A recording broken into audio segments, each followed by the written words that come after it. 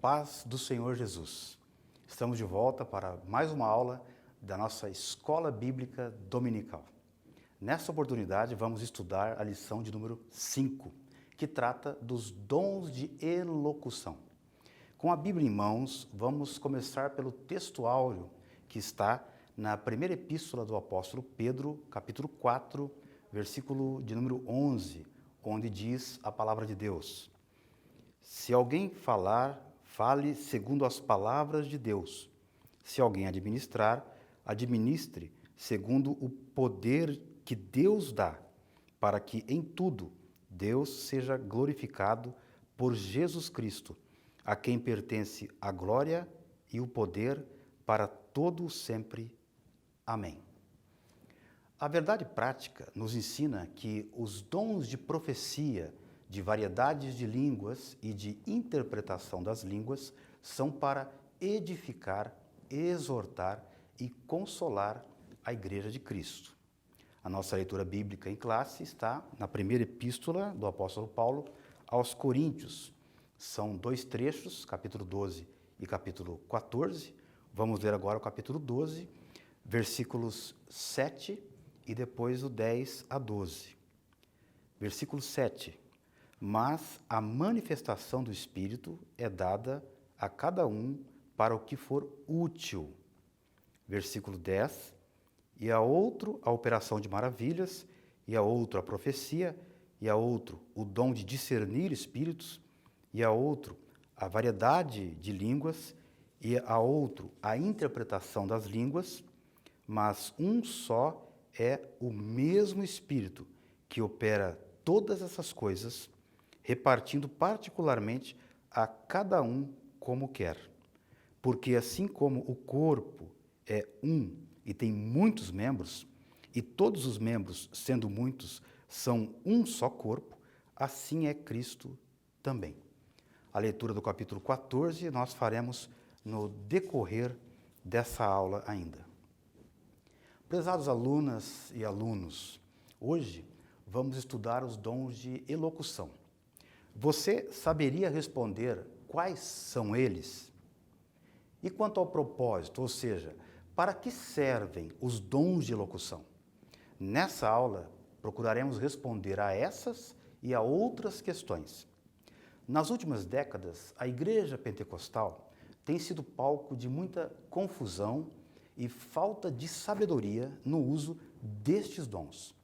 Entre os dons de elocução, talvez um daqueles que mais tem gerado confusão seja o dom de profecia. E é por isso que nós precisamos estudar com muito afinco este tema, a fim de que não sejamos enganados pelos falsos profetas. Na verdade, desde cedo, a Igreja de Cristo sofreu com este tipo de problema. O apóstolo Paulo já exortava os crentes em sua primeira carta aos Coríntios para que eles procurassem com zelo os dons espirituais e, em especial, o dom de profecia, pois aquele que profetiza edifica toda a igreja. Já se vão quase 2000 anos e a cada nova geração a igreja precisa ser ensinada novamente, principalmente quando não se tem um ensino bíblico teológico sólido. Ainda que muitos critiquem o estudo teológico, é justamente ele que nos oferece as bases doutrinárias e históricas para não repetir os erros do passado ou para não sucumbir aos erros do presente. Sem essa base, volta e meia, alguns desavisados insistem em ressuscitar velhas heresias. Para iniciarmos, nós gostaríamos de dizer que os dons de elocução são fundamentalmente três: o dom de profecia, a variedade de línguas e interpretação de línguas. Eles estão relacionados em 1 Coríntios, capítulo 12, versículo 10. Ao final dessa aula, você precisa responder biblicamente quais são os propósitos e as três fontes da profecia. E, além disso, veremos o que é e para que serve o dom de variedade de línguas. Antes de passarmos para o conteúdo da lição, gostaríamos de levantar mais duas questões importantes. Primeira, o que é ser profeta? E a segunda, qual é a função do profeta? Ao final dessa aula, teremos respondido a essas questões também. Assim, o nosso estudo se concentra nos 3 dons classificados como os de elocução: a profecia, a variedade de línguas e a interpretação das línguas. Os propósitos destes dons especiais são os de edificar, exortar e consolar a Igreja de Cristo. Essa verdade fica bastante clara em 1 Coríntios capítulo 14, versículo 3. Isso porque os dons de elocução são manifestações sobrenaturais vindas de Deus e não podem ser utilizados na igreja de forma incorreta. Observe essa afirmação: não podem ser utilizados na igreja de forma incorreta. Mas eles não são dados pelo Espírito Santo? Sim, eles são, como qualquer dos outros dons. No entanto, muitas pessoas os têm utilizado de forma errada ou mesmo desonesta. E é exatamente por isso que nós devemos estudar estes dons com diligência, reverência e temor de Deus, para não sermos enganados pelas falsas manifestações. Comecemos então com o dom de profecia, listado em 1 Coríntios, capítulo 12, versículo 10. Já neste primeiro tópico, passamos a responder à pergunta: o que é o dom de profecia? De acordo com Stanley Horton, o dom de profecia relatado por Paulo em 1 Coríntios 14 refere-se a várias mensagens espontâneas, inspiradas pelo Espírito em uma língua conhecida, para quem fala e também para quem ouve, objetivando edificar, especialmente na fé, exortar, especialmente para avançar na fidelidade e no amor, ou consolar a pessoa destinatária da mensagem. A consolação anima e reaviva a esperança e a expectativa. Observe a ênfase: uma língua conhecida. Somente aqui já teríamos que dispor de um bom espaço de tempo para poder explicar com maior profundidade. Contudo, veja isso, uma língua conhecida. Infelizmente, não é incomum encontrarmos pessoas profetizando com um conteúdo quase todo em línguas estranhas. Não é esse o dom que o Espírito concede ao crente. Mais adiante, quando falarmos do propósito do dom de profecia, ficará bem claro que ele não pode ser feito em uma língua que ninguém entende. Além disso, é urgente ensinar em nossas igrejas que profetizar não é desejar uma bênção a uma pessoa, pois essa não é a finalidade da profecia. Infelizmente, por falta de ensino da palavra de Deus em algumas igrejas, aparecem várias aberrações no que diz respeito ao uso incorreto deste dom. Não poucos crentes e igrejas locais sofrem com as consequências das falsas profecias. Apesar de a própria Bíblia nos exortar a não desprezar ou sufocar as profecias na igreja local, segundo o apóstolo Paulo ensina em 1 Tessalonicenses, capítulo 5, verso 20, são as mesmas escrituras que nos orientam a que examinemos tudo, julgando e discernindo pelo Espírito o que está por trás das mensagens. Para completar, no capítulo 14 da primeira epístola aos Coríntios, versículos de 27 ao 33, Paulo diz: e se alguém falar língua estranha, faça-se isso por 2 ou, quando muito, 3, e por sua vez, e haja intérprete. Mas, se não houver intérprete, esteja calado na igreja e fale consigo mesmo e com Deus. E falem 2 ou 3 profetas, e os outros julguem. Mas se o outro estiver assentado, for revelada alguma coisa, cale-se o primeiro. Porque todos podereis profetizar, uns depois dos outros, para que todos aprendam e todos sejam consolados. E os espíritos dos profetas estão sujeitos aos profetas. Porque Deus não é Deus de confusão, senão de paz, como em todas as igrejas dos santos. Em resumo, toda profecia espontânea deve ser julgada. Uma vez compreendido o dom de profecia, qual é a sua relevância? O dom de profecia é tão importante para a Igreja de Cristo que o apóstolo Paulo exortou a sua busca no capítulo 14 de 1 Coríntios, versículo 1. No entanto, além da busca, o apóstolo igualmente recomendou que o exercício desse dom fosse observado pela ordem e cuidado nos cultos. 1 Coríntios 14, verso 40. Os crentes de Corinto deveriam julgar as profecias quanto ao seu conteúdo e à origem de onde elas procedem, conforme já lemos em 1 Coríntios 14, 29. É curioso, talvez assustador, mas é preciso dizer que as profecias possuem 3 fontes distintas: Deus, o homem ou o diabo. A profecia pode ser dada pelo Espírito Santo de Deus, mas algumas pessoas podem profetizar estimuladas por demônios. Infelizmente, as pessoas também podem profetizar na carne, ou seja, falar daquilo que sente o seu próprio coração. Talvez no momento de emoção, por vezes um desejo de consolar alguém, mas muitas vezes pessoas também o fazem de maneira desonesta, seja para seduzir pessoas a fazerem o que elas querem, seja para a obtenção de dinheiro fácil. Devemos nos cuidar, pois a Bíblia, tanto no Antigo quanto no Novo Testamento, mostra ações dos falsos profetas.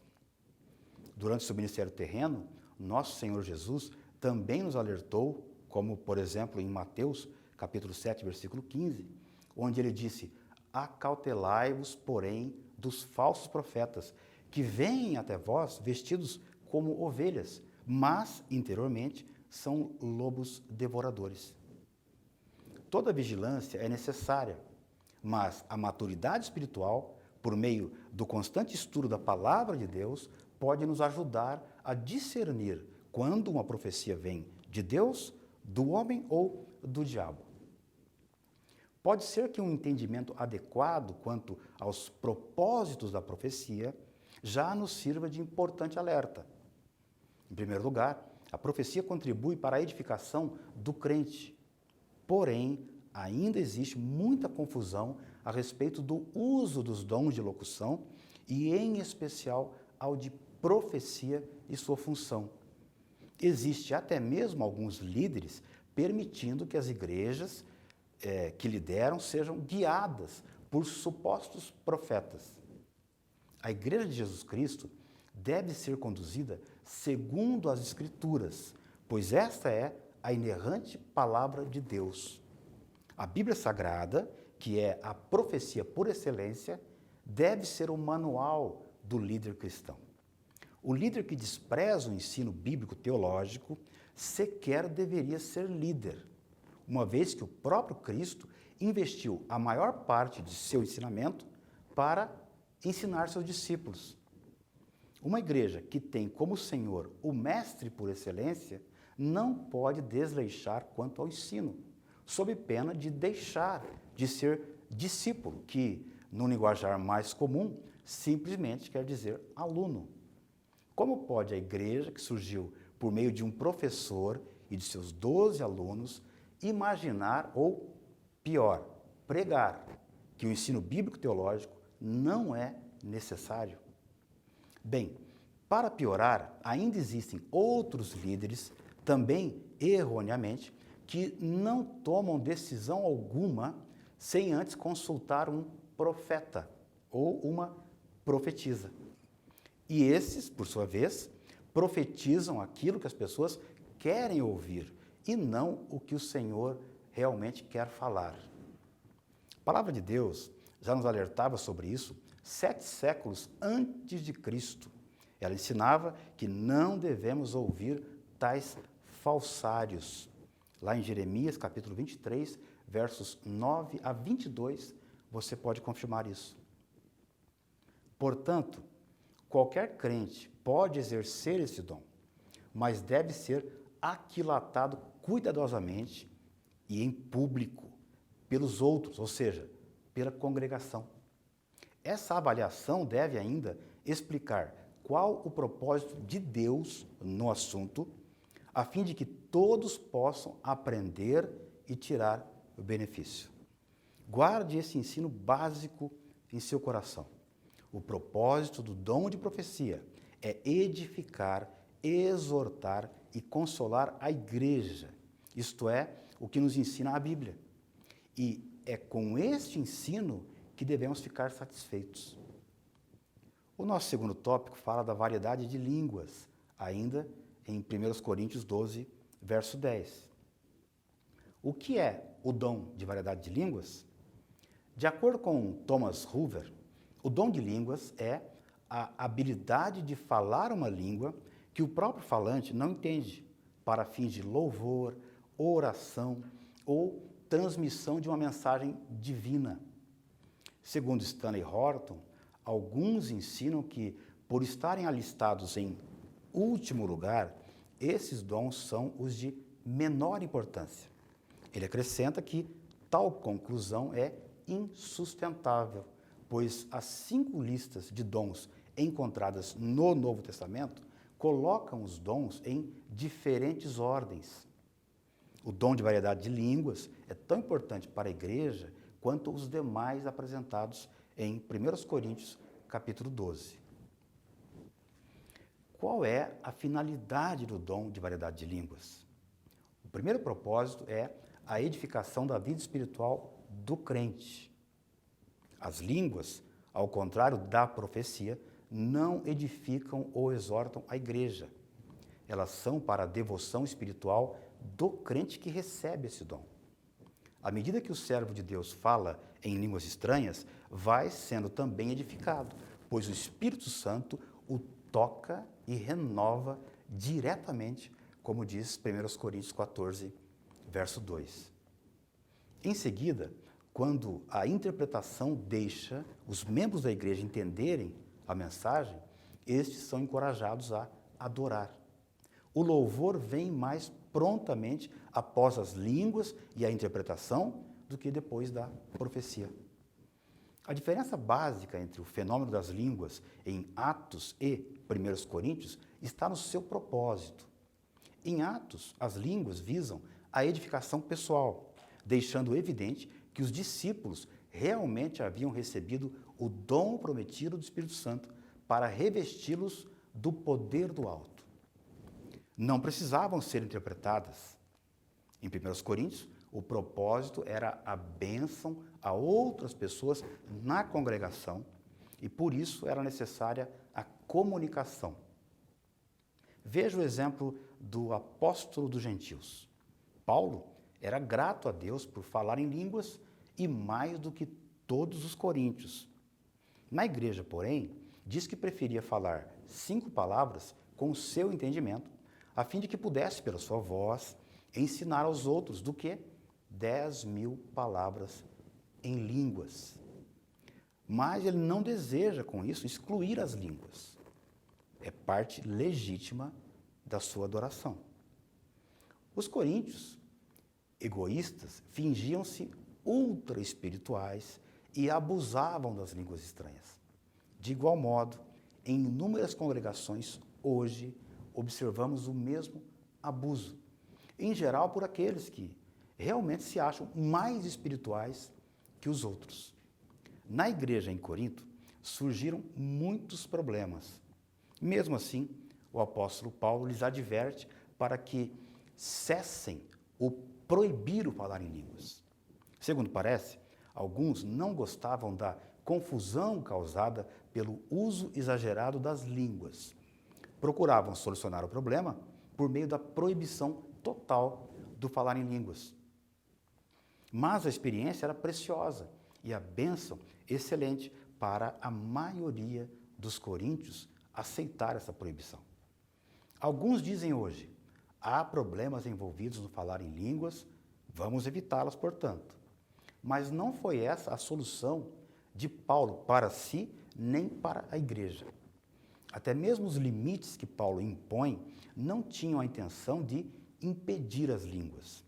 Tratava-se apenas de dar mais oportunidade para maior edificação a outros dons. Mas, em qualquer caso, deve ser observada a instrução apostólica. Seja feito tudo decentemente e com ordem. O que exatamente seria isso? Bom, o mesmo texto, em 1 Coríntios 14, no versículo 27, responde: faça-se isso por 2, ou quando muito, 3, e por sua vez, e haja intérprete. Observe, a palavra de Deus não aceita uma reunião onde todos estejam falando em línguas ao mesmo tempo. O tema do falar ou não falar em línguas recebe um tratamento cristalino na Bíblia. Mais uma vez, talvez o problema seja o desconhecimento bíblico, ou, pior, a rejeição a qualquer tipo de estudo bíblico teológico formal. A ignorância é a mãe de muitos problemas. Vejamos o que David Lean, no livro Teologia Sistemática, uma perspectiva pentecostal, na página 484, tem a nos dizer. Os coríntios haviam exagerado no uso do dom de línguas. Alguns talvez acreditassem que falavam línguas angelicais. 1 Coríntios 13, 1. É possível que os cultos tenham sido dominados pelas línguas. Capítulo 14, verso 23. E parece que os que falavam em línguas interrompiam uns aos outros para entregar suas mensagens sem interpretação. 1 Coríntios 14, versos 27 e 28. Então vimos o dom de variedade de línguas e, como pentecostais, vejamos algo a respeito da atualidade desse dom. Precisamos esclarecer que a variedade de línguas não é um fenômeno exclusivo do período apostólico. Na verdade, é complicada essa ideia de selecionar este ou aquele dom e dizer que pertencia somente ao período apostólico. Os critérios usados para isso geralmente são fruto de fundamentos formulados por impressões humanas extremamente racionalistas. O Evangelho não é irracional, mas também não é racional. Ele é suprarracional, ou seja, o Evangelho está acima da razão humana. Há muitas coisas a respeito dos mistérios de Deus que desconhecemos.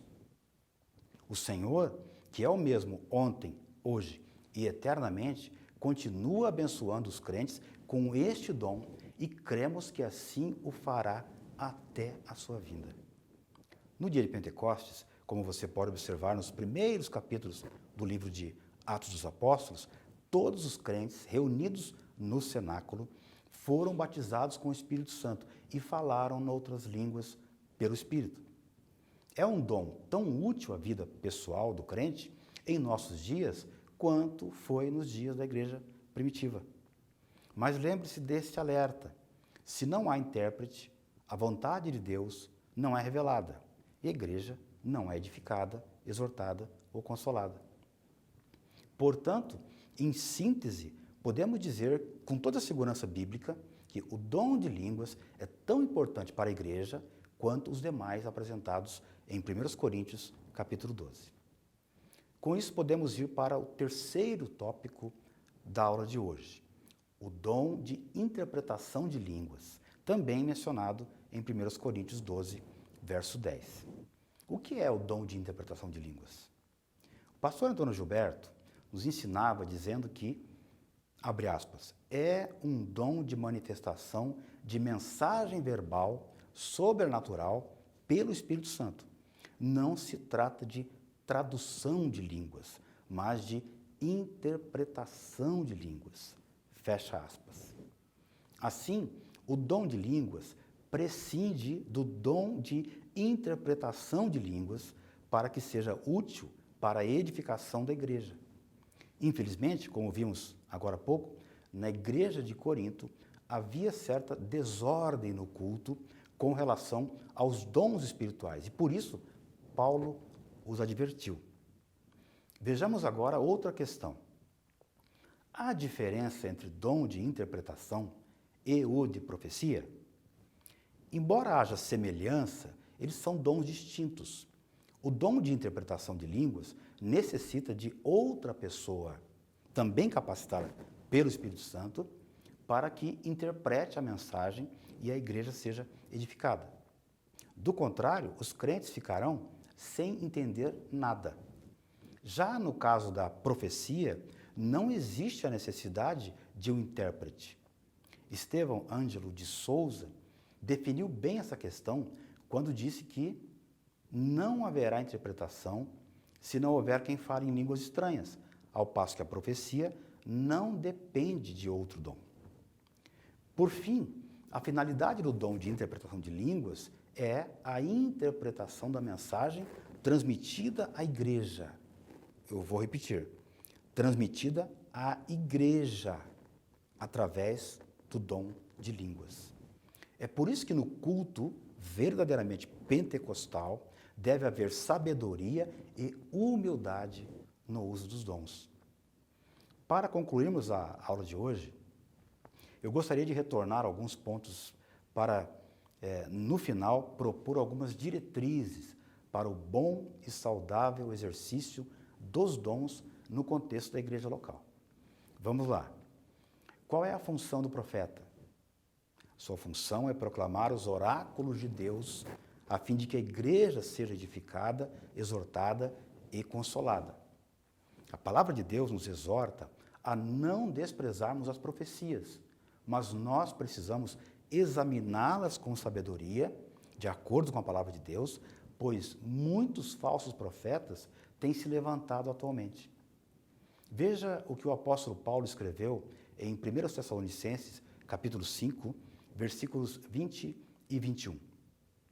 A igreja não pode deixar de julgar as profecias e discernir os espíritos. Quanto às línguas, observe que Paulo era grato a Deus por falar em línguas e mais do que todos os coríntios. Na igreja, porém, diz que preferia falar 5 palavras no seu entendimento, a fim de que pudesse, pela sua voz, ensinar aos outros do que 1000 palavras em línguas. Mas ele não deseja, com isso, excluir as línguas. Isso é parte da adoração. Paulo lhes adverte para que cessem, inclusive, essa proibição do falar em línguas. Parece que, como dissemos, havia certa confusão causada pelo exagero das línguas, né? E procuravam, então, selecionar o problema por meio da proibição. Como dissemos anteriormente, essa é uma experiência preciosa, uma bênção excelente para a maioria dos coríntios aceitar essa proibição. E agora, aqui vão algumas diretrizes para o bom exercício dos dons, tomadas, de novo, da obra organizada por Stanley Horton. Primeiro, devemos concentrar a nossa atenção nos ministérios que possuímos, a fim de aprimorar a cada um deles. Segundo, precisamos contribuir com generosidade, orientar com diligência e ter alegria em demonstrar misericórdia. Terceira diretriz, lembre-se de que todos temos funções diferentes no corpo de Cristo e devemos compreender o relacionamento com o corpo inteiro. Quarto, os dons servem para edificar a igreja e não somente ao indivíduo. Quinto, ninguém é superior ou inferior ao outro. Sexta diretriz. Os dons, como o próprio nome indica, né, são dados a nós. Ou seja, nós não os alcançamos por nossos méritos. A sétima, todos os dons são manifestações dadas por Deus, não são talentos humanos. Oitavo, os dons devem ser testados. O enfoque é o amadurecimento da igreja e não a grandeza do dom. Em nono, devemos ministrar ou servir com confiança na força do Senhor, sem tentar fazer as coisas pelos próprios esforços. E décimo, Deus deve, de fato, receber toda a glória, de fato, não apenas em palavras com pretexto de falsa humildade. Os dons de locução têm uma enorme utilidade na transmissão da mensagem de Deus para os crentes nas igrejas locais. Oremos para que o avivamento não se apague no meio das nossas igrejas até a volta de Jesus. Maranata, ora vem, Senhor Jesus.